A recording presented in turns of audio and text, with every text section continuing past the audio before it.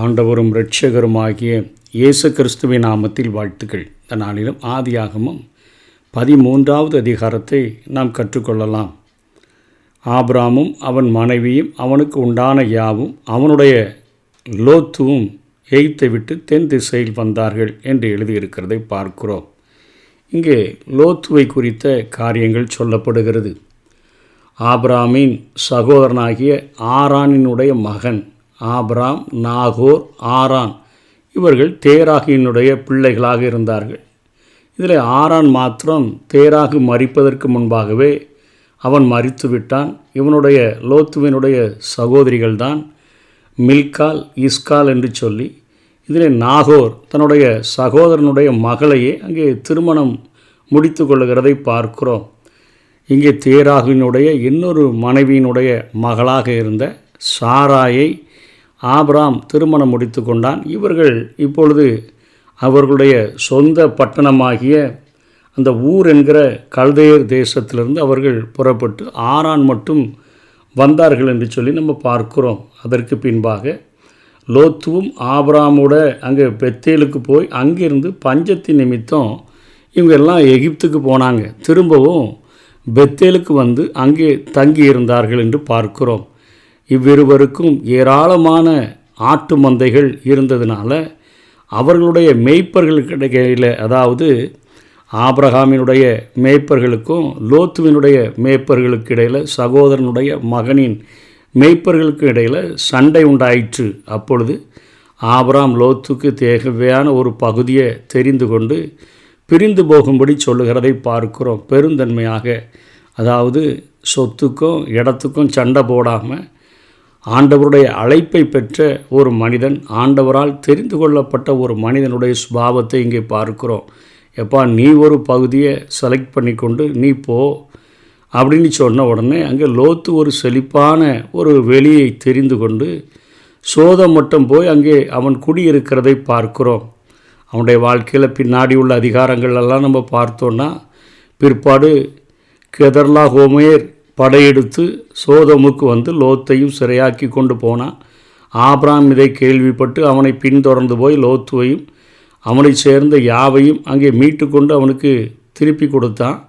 லோத்து திரும்பவும் சோதோமிலே இருந்து விட்டான். சில காலத்துக்கு பின்பு தேவதூதர் போய் அவனையும் அவன் மனைவியையும் இரு குமாரத்திகளையும் அங்கே தப்ப வைத்த பின்பு சோதோம் அழிக்கப்பட்டுச்சு. அவனுடைய மனைவி பின்னாடி திரும்பி பார்த்து உப்பு தூணானால். இங்கே லோத்துவும் அங்கே அவனுடைய 2 குமாரத்திகளும் போய் மலைகளில் குடியிருந்தாங்க. அங்கே அவனுக்கு மோவாப், அம்மோன் என 2 குமாரர் பிறந்தார்கள். மோவாபியரும் அம்மோனியர்களும் இவர்கள் என்கிறதை குறித்ததான காரியங்களை நம்ம லோத்துவை குறித்து நம்ம கற்றுக்கொள்ள முடிகிறது. இங்கே லோத்துவினுடைய உலகம் அப்படிங்கிற தலைப்பின் கீழாக இந்த செய்தியை நாம் பார்க்க முடியும். ஆபிரகாம் தான் அழைக்கப்பட்டார். லோத்து அவருடன் பயணிக்கிற ஒரு வாய்ப்பை பெற்றார். மந்தை அங்கே பெருத்த போது மேய்ப்பர்களிடையே அங்கே சண்டை வருது. ஆபிரகாம் லோத்துடன் அங்கே சமாதானம் பேசுகிறதை பார்க்கிறோம். அழைப்பு பெற்ற ஆபிரகாமுக்கு, அதாவது நெல்லுக்கு தண்ணி பாயும்போது புல்லுக்கும் தண்ணி பாயுது அப்படிங்கிற மாதிரி நெல் செழிப்பாக இருக்கிற அந்த இடத்துல புல்லும் இப்போ ரொம்ப செழிப்பாக, நம்முடைய பழமொழியின்படி லோத்துவும் கூட ட்ராவல் பண்ணவருக்கும் அவ்வளோ பெரிய ஆசீர்வாதங்கள் கிடைத்து விட்டது. இப்போது பிரிந்து போகிற வாய்ப்பு கிடைச்சோடனே நிறையா சொத்து கிடச்சிருச்சு, நிறையா சுகம் கிடச்சிருச்சு, மந்தெல்லாம் பெருகிடுச்சு. இப்போ லோத்துவுக்கு பிரிஞ்சு போகணும்னு சொன்னோடனே ரொம்ப மகிழ்ச்சி ஆயிற்று. அங்கே உடனே லட்சிய நாட்டை அவர் நினச்சி பார்க்கல. ஆண்டவர் கொடுத்த இந்த ஆண்டவர் வாக்களித்த இந்த கானானை நினச்சி பார்க்கல. ஒட்டி கொண்டு புறப்பட்டதுன்னா லட்சியத்தையும் நிறைவேற்றணுங்கிற அவசியம் இல்லை போல். அதனால் இவர் நான் திரும்ப போயிடுறேன் அப்படின்னு சொல்லி பிரிந்து போகிறேன்னு சொல்லி இவருக்குள்ளே ஒரு பெரிய பரவசம். அப்படியே தன்னுடைய ஆசை உலகத்தை ஏறெடுத்து பார்க்குறாரு. சமாதான பூமியாக அப்படியே செழித்து கிடக்குது, நீர் வளம் இருக்குது, மேய்ச்சலுக்கு இடம் அருமையாக இருக்குது, மந்தை பெருகுகிறதற்கு அருமையான வாய்ப்பு இருக்குது. அவர் அதை பார்க்கும்போது அவருக்கு கர்த்தருடைய தோட்டத்தை போல இருந்தது என்று எழுதப்பட்டிருக்கிறதை பார்க்கிறோம். அந்த கர்த்தருடைய தோட்டத்தை போல அவருடைய பார்வையில் இருக்குது. ஆனால் ஆண்டவருடைய பார்வையில் அங்கே ஆண்டவர் என்ன சொல்கிறார்னா, அந்த சோதம் கொமராவினுடைய மக்களை குறித்து 13வது வசனத்தில் சோதோமின் ஜனங்கள் பொல்லாதவர்களும் கர்த்தருக்கு முன்பாக மகா பாவிகளுமாயிருந்தார்கள். கர்த்தருடைய பார்வையில் அங்கே வசிக்கிற மக்கள் பொல்லாதவர்களாக மகா பாவிகளாக இருக்கிறாங்க. இவர் தன்னுடைய குடும்பத்தோடு கூட அந்த இடத்துல வாழ்கிறதற்கு தன்னை அர்ப்பணித்து கொண்டதை பார்க்கிறோம். அந்த தேசத்துக்கு போய் அங்கே பெரிய ஆளாக மாறிட்டார். சோதோமினுடைய வாசல்லையே இவருக்கு ஆசனம் கிடைக்கிற அளவிற்கு இவருடைய வாழ்க்கை ஆதியாகமும் 19:1 பார்க்க முடிகிறது. அவ்வளோ பெரிய ஒரு ஆளாக மாறிட்டார். பிள்ளைகளுக்கு ஏற்ற ஒரு இடமா அது இல்லை. ஆனால் இவருக்கு சொத்து சுகங்கள் அழகிய வீடுகள் ஆசனம்லாம் கிடைச்சதுனால அங்கே போய் அவர் இருந்து கொண்டதை பார்க்கிறோம். ஆனால் சோதோமுக்கு நேராக கூடாரம் போட தெரிஞ்ச அந்த லோத்துவுக்கு தேவனை பணிந்து கொண்டு தொழுது கொள்ளணுங்கிற ஒரு எண்ணம் இல்லாமல் போச்சு. ஆபிரகாம் போகிற இடங்கள்லாம் அவர் பலிபீடத்தை கட்டி ஆண்டவரை தொழுது கொண்டார். இவர் ஆண்டவரை தொழுது கொள்கிறதற்கு பலிபீடம் இல்லை. ஒரு பரிசுத்தமே இவருக்கு போராட்டத்திற்கு உரியதாக அவருக்கு மாறிவிட்டது. அதாவது அதை எடுத்து இங்கே பேதுரு எழுதும் பொழுது 2 பேதுரு 2வது அதிகாரம் 8ஆம் வசனத்தில் நாள்தோறும் அவர்களுடைய அக்கிரம கிரியைகளை கண்டு கேட்டு நீதி உள்ள தன்னுடைய இருதயத்தில் வாதிக்கப்பட்ட நீதிமானாகிய லோத்தை அவர் ரட்சித்திருக்க அப்படின்னு தான் எழுதியிருக்கு. ஒவ்வொரு நாளும் அக்கிரம கிரியைகளை கண்டு கேட்டு நீதி உள்ள தன்னுடைய இருதயத்தில் வாதித்து கொண்டே இருக்கிறான். பிள்ளைகளுக்கு ஏற்ற இடமாக அது இல்லை, தனக்கு ஏற்ற இடமாக இல்லை. ஆண்டவர் ஒரு பெரிய பாவம் செஞ்சால் ஒரு அழிக்க போகிறேன்னு சொல்லுகிற பட்டணத்துக்கே ஒரு எக்ஸாம்பிளாக சொல்லக்கூடிய அந்த அளவுக்கு அந்த சோதம் குமர பட்டணம். ஆனால் அங்கே வாழ்ந்து கொண்டு இருக்கிறார். மந்தை பெருகுது, செல்வம் கொளிக்குது. ஆனால் தேவனோ அவர்களை விட்டு விலகினார் என்று பார்க்கிறோம். பாடுபட்டு பயணித்தும் லோத்துவுக்கு அந்த சோதோமினுடைய மடி நம்ம பார்வையில் பார்க்கும்போது சிம்சோனின் அந்த தெளிலா மடி போல் அவனுக்கு அது ஆயிற்று.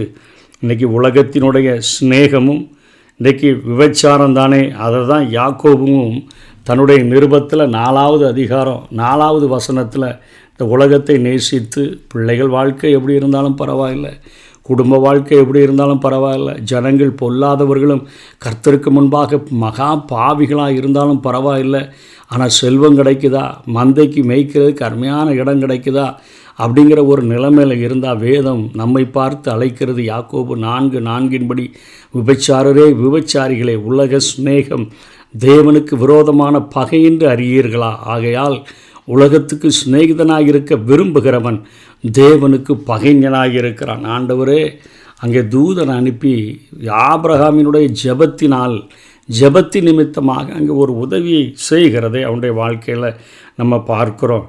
இங்கே எத்தனை அந்த காரியங்கள் விசுவாச ஒரு பயணத்தோடு கூட ஆபிரகாமோடு கூட கடந்து வந்தாலும் கானானுக்கு மிகவும் அருகில் ஒரு இடத்துல இருந்தாலும் அது போலி செழுமை என்பதை அவன் உணராமல் அவன் அங்கே சிக்கி கொண்ட காரியங்களை குறித்து பார்க்கிறோம். ஆகவே அதற்கு பின்பாக அங்கே ஆண்டவர் ஆபிரகாமை பார்த்து பிரிந்து போன பின்பு லோத்து அந்த உலகத்தினுடைய பார்வை உடையவன் பிரிந்து போன பின்பு செழிப்பை நோக்கி பார்வை உடையவன் பிரிந்து போன பின்பு ஆண்டவர் மறுபடியுமாக ஆபிரகாமுக்கு வாக்குத்தத்தங்களை கொடுக்கிறார். 12ஆம் வசனத்திலிருந்து ஆபிராம் கானான் தேசத்தில் கூடியிருந்தான். ஆண்டவர் எங்கே இருக்க சொன்னாரோ அந்த இடத்துல இருக்கிறான். லோத்து அந்த யோர்தானுக்கு அருகான சமபூமியில் உள்ள பட்டணங்களில் வாசம் பண்ணி சோதோமுக்கு நேரே கூடாரம் போட்டான். சோதோமின் ஜனங்கள் பொல்லாதவர்களும் கர்த்தருக்கு முன்பாக மகா பாவிகளுமாக இருந்தார்கள். லோத்து ஆபிராமை விட்டு பிரிந்த பின்பு கர்த்தர் ஆபிராமை நோக்கி, உன் கண்களை ஏறெடுத்து நீ இருக்கிற இடத்திலிருந்து வடக்கையும் தெற்கையும் கிழக்கையும் மேற்கையும் நோக்கி பார்ப்பா. அதாவது நீ இப்போ இருக்கிற இடம் ஒரு கானான் தேசம், நான் வாக்கு கொடுத்த தேசம்தான். அது ஒரு பாலும் தேனும் ஓடுகிற ஒரு தேசமாக மாறப்போகுது. ஆனால் இப்போதைக்கு அது அப்படி இல்லை. ஆகவே நீ பார்க்கிற இந்த பூமி முழுவதையும் நான் உனக்கும் உன் சந்ததிக்கும் என்றென்றைக்கும் இருக்கும்படி கொடுத்து, அதாவது ஆண்டவர் கொடுக்கிற ஆசீர்வாதங்கள் நித்தியமான ஆசீர்வாதங்கள், ஆண்டவர் கொடுக்கிற ஆசீர்வாதங்கள் நிலையான ஆசீர்வாதங்கள் என்றென்றைக்கும் என்று ஆபிரகாமோடு வாக்கு பண்ணின தேவன் இன்றைக்கும் அந்த கானான் பூமியை இன்றைக்கும் இஸ்ரவேலர்களுக்கு ஆண்டவர் கொடுத்திருக்கிறத நம்ம பார்க்கிறோம். உன் சந்ததியை பூமியின் தூளை போல பெருக பண்ணுவேன், ஒருவன் பூமியின் தூளை எண்ணக்கூடுமானால் உன் சந்ததியும் எண்ணக்கூடும் என்று ஆண்டவர் வாக்கு கொடுக்கிறார். நீ எழுந்து தேசத்தின் நீளமும் அகலமும் எம்மட்டுமோ அம்மட்டும் நடந்து திரி, உனக்கு அதை தருவேன் என்றார். அப்பொழுது ஆபிரகாம் கூடாரத்தை பெயர்த்து கொண்டு போய் எபிரோனில் இருக்கும் மம்ரேயின் சமபூமியில் சேர்ந்து குடியிருந்து அங்கே கர்த்தருக்கு ஒரு பலிபீடத்தை கட்டினான். எங்கே போனாலும் ஆண்டவரை தொழுது கொள்ளுகிறவனாக, ஆண்டவருடைய பிரசன்னத்தை தேடுகிறவனாக, ஆண்டவருடைய உதவியை நாடுகிறவனாக, ஆண்டவரோடு கூட ஐக்கியப்படுகிறவனாக, ஆண்டவர் எத்தனை ஆசீர்வாதங்களை தனக்கு வாக்களித்தாலும், எத்தனை ஆசீர்வாதங்களை உடைய செல்வ சீமானாக இருந்தாலும் ஆண்டவரை தேடுகிறதில் அத்தனை குறைவற்றவனாக அவன் இருந்ததை பார்க்கிறோம். எங்கே போனாலும் ஆண்டவருக்கு ஒரு பலிபீடத்தை கட்டி அங்கே ஆண்டவரை தொழுது கொள்ளுகிற, ஆண்டவருடைய பிரசன்னத்தை வாஞ்சிக்கிற, எப்படி மானானது நீரோடைகளை வாஞ்சித்து கதறுகிறதோ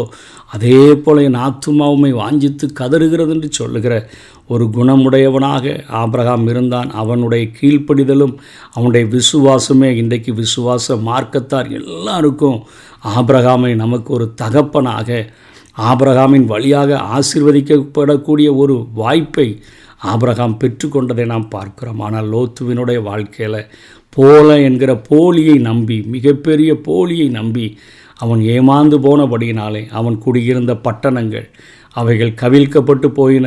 மனைவி உப்பு தூணாக மாறினால் அங்கே அம்மோனியர்கள் மோவாபியர்கள் என்கிற ஒரு சாபமுள்ள சந்ததியர் இந்த உலகத்தில் தோன்றுகிறதற்கு அவனுடைய பிள்ளைகள் தன்னுடைய தகப்பனுக்கு குடிக்க கொடுத்து அங்கே அருவருப்பான காரியங்களை செய்து அங்கே மோசமான சந்ததிகள் உருவானதை நம்ம வேதத்தில் நம்ம பார்க்கிறோம்.